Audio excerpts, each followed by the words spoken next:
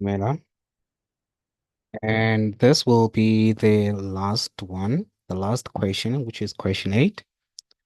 However, I just want to give this one example here where I'm going to twist. This is 7.3.3 from the previous video. I just changed one word, and I just want to show you that by changing the one word, the answer that will be required will be totally different. It says, in total, how much will Tando have paid after the 10th? And I need you to highlight the word paid after the 10th year, after the 10-year period, provided there were no repayments towards the outstanding loan. So beside the deposit that we paid, we did not make any loan repayments. Okay. Now, if you are asked this, they basically want you to determine the amount, the total amount of money paid. And the total amount of money paid, you will use this formula over here. Or you can just say it is A plus your deposit, okay? Where the accumulated amount was 6 million something, and then you're going to add the deposit. The deposit will have been 3.5 million multiplied by 25%. As I've said, A, which you calculated in 7.3.2, will have been 6,562,500. And then you add the deposit that was paid, it will have been 875,000. So the total amount paid will be the loan amount which has accumulated, has we have added interest to it, so that the whole amount plus interest at the end of the 10-year period will have to be paid, and we already paid the 875,000 rand, which was the deposit. So in total, the total amount paid will have been 7,437,500. Just wanted to put that there in the mix as to what that word will actually mean. If I had to change the word owed to paid, that we're going to have a totally different answer. Let us get to question 8, where we are solving equation. Remember, when you solve equations, you're just solving for the variable. You're trying to find the value of the variable.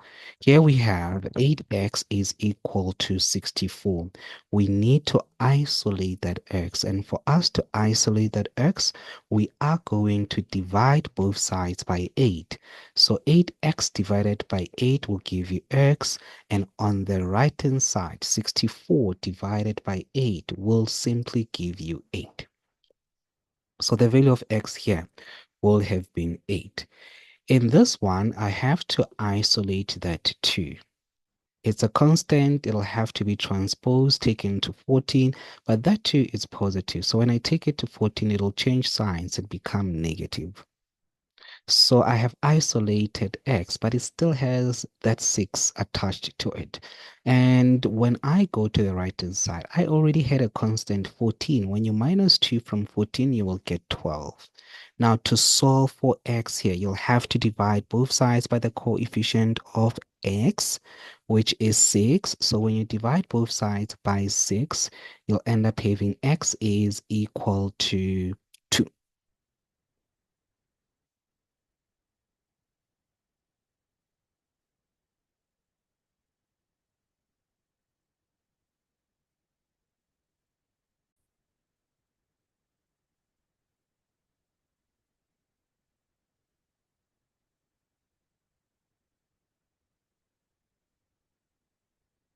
Let us move to this one here. I noticed that 5 is bigger than, because we need to isolate x. So variables to one side, constants to one side, which are your numbers. I realized that 3 is less than 5, so I will take 3 to 5. So I will transpose that 3x. And I also noticed that Obviously, by transposing 3x, automatically I'll have to transpose 9. 3x was positive, so when you take it to the left-hand side, it will be negative. And 9 was negative. When you take it or transpose it to the right-hand side, it will be positive. Now, you need to remember when you minus or add terms that have variables, you keep the variable as it is. You just subtract or add the coefficients. Here, what I'm going to do is just to take 5 minus 3. 5 minus 3 is 2, and you keep the x. 11 plus 9 is 20. And to solve for x here, you divide both sides by 2. So 2x divided by 2 is x, and 20 divided by 2 is 10. Right. That is for 8.3. Let's do 8.4 where we have the bracket. Before you can try to do anything there, you will have to get rid of the brackets. To get rid of the brackets, you'll have to distribute this 2 inside the brackets by multiplying it by x. 2 times x will give us 2x, and 2 times negative 2 will give us negative 4. So we end up having 2x minus 4 is equals to 10, and then we have to transpose that 4. That 4, when we take it to the right-hand side, it will be positive. At the moment, it's negative, so when we transpose it, it will be positive, and you'll have 10 plus 4. 10 plus 4 is 14, and to solve for x, you will divide both sides by 2. 2x divided by x is x, and 14 divided by 2 is 7. Similarly, in 8.5, now I always warn my kids and I always ask them, how many terms do I have there in 8.5? There's 3 of them. Guys, please note, 10 is not multiplied with that bracket. It is not multiplied with the bracket. Actually, we subtracted the bracket from 10. So next to the bracket, there's 1 attached there, but it's negative. So you're going to take that negative 1 multiplied by 2x and multiplied by negative 7. You don't multiply by 10. 10 is subtracted. Actually, we subtracted the bracket from 10. It's a different term. We have 3 terms here. It is that 10, and then it is the negative 2x minus 7, and it is the negative 3. 3 terms in total. 10 is a different term. It is not a factor of the bracket. It is far from the bracket. It is subtracted. Actually, we subtracted the bracket from it. The bracket, the factor of that bracket is just the negative 1. It's just that when 1 is a factor, we do not write it. So I'm going to multiply the bracket by negative 1. And when I multiply the bracket by negative 1, I will have 10 minus 2x plus 7 is equals to minus 3. And then I'm gonna add 10 and 7 because those are like terms. So 10 and 7 will give us 17 minus 2x, right? And then transpose 17 and take it to the right-hand side. So I'm going to have 2x is equals to minus 3. Please know that 17 is positive. I got it by adding 10 and 7 because those are positive numbers. They are like terms. 17 is positive. When I transpose it to the right, it will be negative. And already on the right-hand side, I've got negative 3. So on the right-hand side, I will have negative 3 minus 17. And negative 3 minus 17 is negative 20. Now, I still have a coefficient attached to x, which is negative 2. So to solve for x, I'll divide both sides by negative 2. Negative 2x divided by negative 2 is x, and negative 20 divided by negative 2 will give you positive 10. Got it? Now, these are basically fractions. I won't do the long method. I'm just going to do the short method here.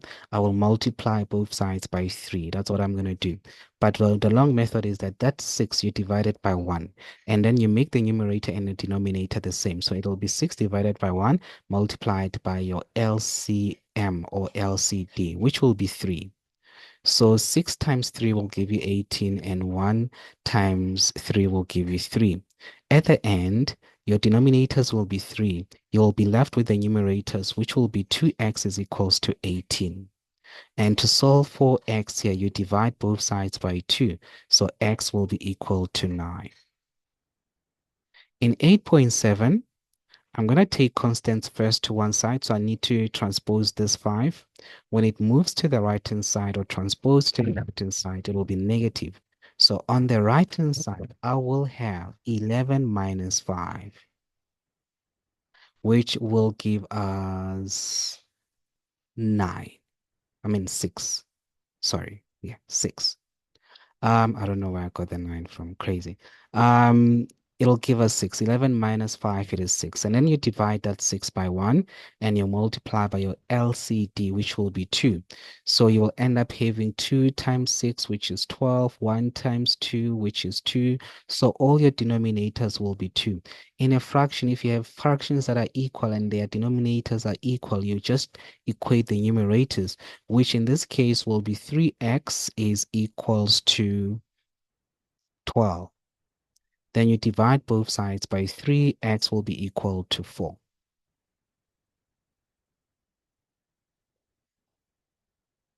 Here, please note that I'm going to transpose variables to one side, constants to one side. So I'll take the 7 on the left to the right-hand side, and I will take that 4x over 3 to the left-hand side. Remember to change signs when you transpose. For this one, I'm going to use a calculator because I don't need you to think hard about this. I know by you seeing fractions, you're going to freak out. So just put it into your calculator, okay? So what do we have there? We have 5, and you will divide that 5 by 2. You just remember when you add or subtract terms that have variables, you just add or subtract the coefficients. So I'm just subtracting coefficients here. So this will be 4 over 3. It's basically 5 over 2 minus 4 over 3, and you press the equal sign, it'll give you 7 over 6. You just have to put x next to it. So it'll be 7 over 6x is equals to 0. So I got that 0 because negative 7 plus 7 is 0.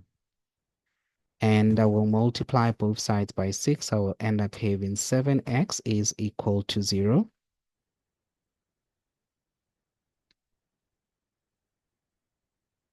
Divide both sides by 7. Therefore, x will be equal to 0.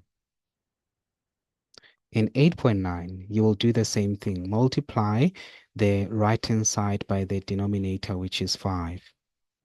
I decided to do it the long way this time. I multiplied the right-hand side by 5 over 5, which gave me 15 over 5.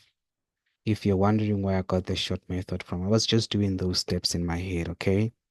Now that the denominators are the same, you drop them and equate the numerators, and then you solve. This 6 must move to the right, so it'll be 15 plus 6, which gives you 21. 21 divided by 3 will give you x. And the value of x will be 7. Okay, let's move to exponents, solving for x and exponents. The rule is that you need to make sure that you have same bases on both sides. It's the same as fractions. Say if the denominators are the same, you equate the numerators. Here, if the bases are the same, you just equate the exponents. Similarly, if the exponents are the same, you just equate the bases. All right.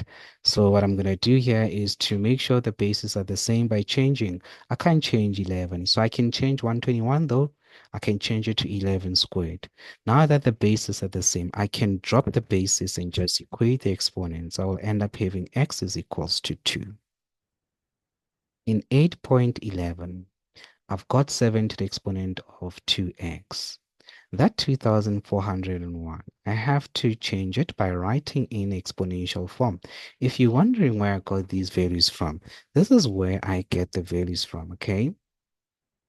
Wondering, but say, how did you get that 11 squared? You just do this simple thing. It's 2401, and then you go to shift, and then you press here, fact. It factorizes for you. No, I forgot to do something. Equate first. So it's 2401 equal sign, and then you press shift, and then you press fact, and then it gives you a prime factorized value, which will be 7 to the exponent of 4.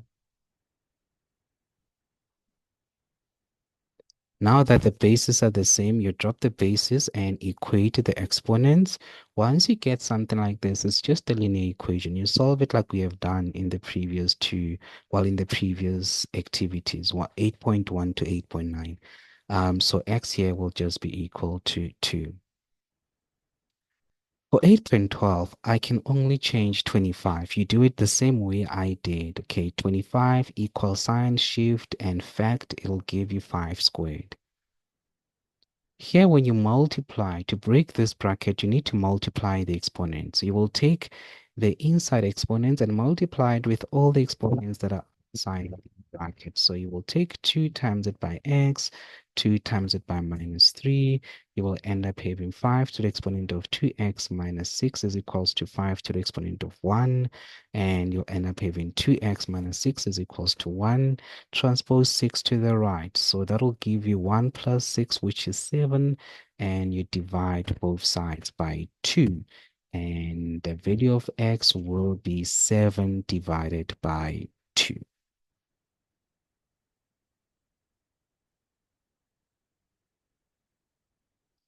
For 8.13, I have 0 on the right, but I've got 2 terms on the left. So you needed to take 1 to the right, transpose it to the right. When you transpose it to the right, now you have what you're used to. We now have a term on the right.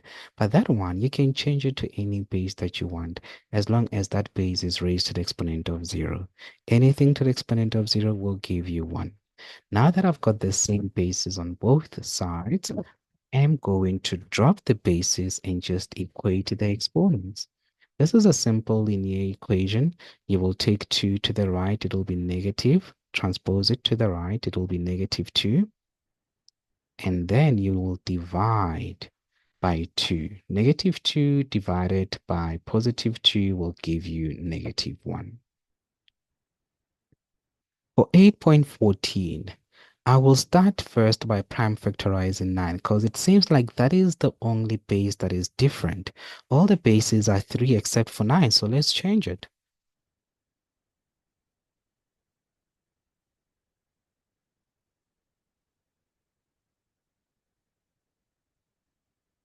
Now to break that bracket, you will have to multiply your exponents. 2 times x, 2 times 2, you will have 3 to the exponent of 2x plus 4. On the left, you have two bases. There are two 3's there. And we can't work with that. So what are you going to do is to write them in one base, which is 3, and just add the exponents. So you will notice that your exponents, when you add them, you'll have 2 plus 4, which is 6. So the exponent of 3 on the left will be 3 will be actually 2x plus 6. And then you drop the bases, you equate the exponents.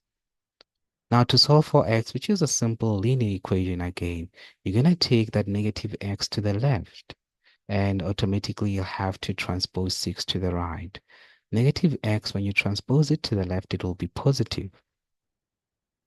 And when you transpose it to the left, you'll end up having 2x plus x, which is 3x. On the right-hand side, you'll have 3 minus 6, which is negative 3.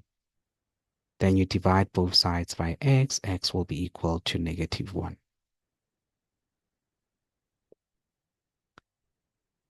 Here you will change 27. 27, 1 over 27 is the same as 27 to the exponent of negative 1. But I have a base of 3 on the left because I changed 9. I wrote it in exponential form, which is 3 squared. So I need to change that 27 to a base of 3 as well, which will give us 3 cubed. You'll end up having 3 to the exponent of minus 3. The bases are the same. Drop them and equate the exponents. Then you will divide both sides by 2. You'll end up having minus 3 over 2 is equal to x. For 8.16, change 343 into the simplest exponential form. It will be 7 cubed. And on the right, the square root of 7 will be 1 over 2. To the left, distribute 3 times x, 3 times 2. You'll have 7 to the exponent of 3x plus 6 is equals to 7 to the exponent of a half.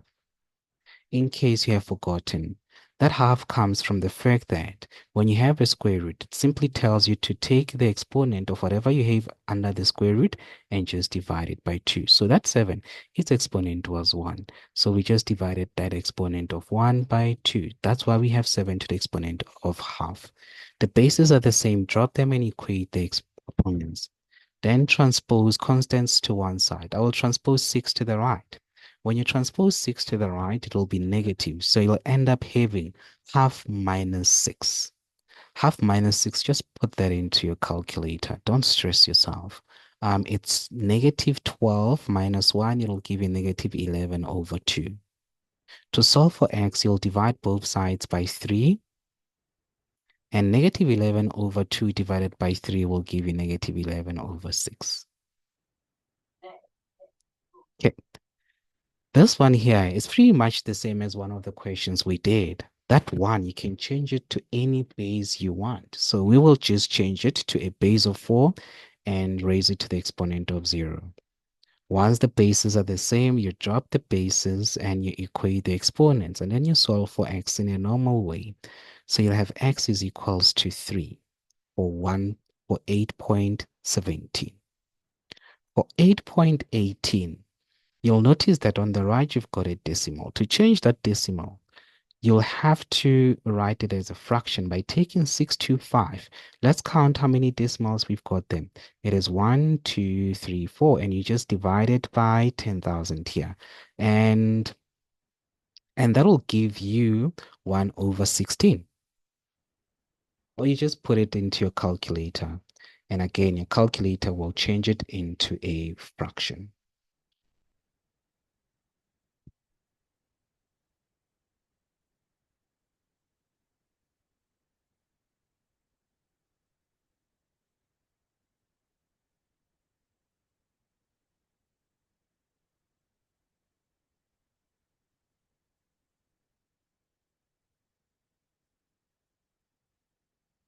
Now, 16 to the exponent of negative 1. That's 16. Write it in exponential form. It will be 2 to the exponent of 4. When you multiply 4 with negative 1, it will be negative 4. The bases are the same. Drop them and equate the exponents, and then divide by 2, which is the coefficient of x, for you to solve for x. 1.19. You have a choice of changing 64 to a base of 8 by just saying it's 8 squared. But I changed both to a base of 2. And then I multiplied the exponents. On the left, I will have 2 to the exponent of 6x plus 12. To the right, I'll have 2 to the exponent of 9x plus 3. The bases are the same, so drop them and equate the exponents. 9 is bigger, so I'll have to take 6 to 9. So on the right, I will have 9x minus 6. On the left, I will have 12 minus 3. Remember, when they transpose, they jump the equal sign. Its sign must change. 9x minus 3 will give you 6, and 12 minus 3 will give you 9. Then you divide both sides by 6 here. You will end up having x is equals to 9 over 3. When simplified, that will be 3 over 2. That's it. That was it. I hope you enjoyed the lesson. If you're new, please watch from question 1. And please remember not to skip ads. And I guess this is it, guys. This is it. It was nice teaching you grade 8. I really enjoyed it. I gave you all the basics that you needed. Please don't forget each and everything that you learned this year until you get to matric. Trust me, if you get a distinction in the maths exam in grade 8, you have no reason not to be consistent until you get to grade 12. Thank you. As I've said, it was nice teaching you guys. Go and kick that exam. All right? Ka lebitso, ke re filwe dijamela. Kgotso.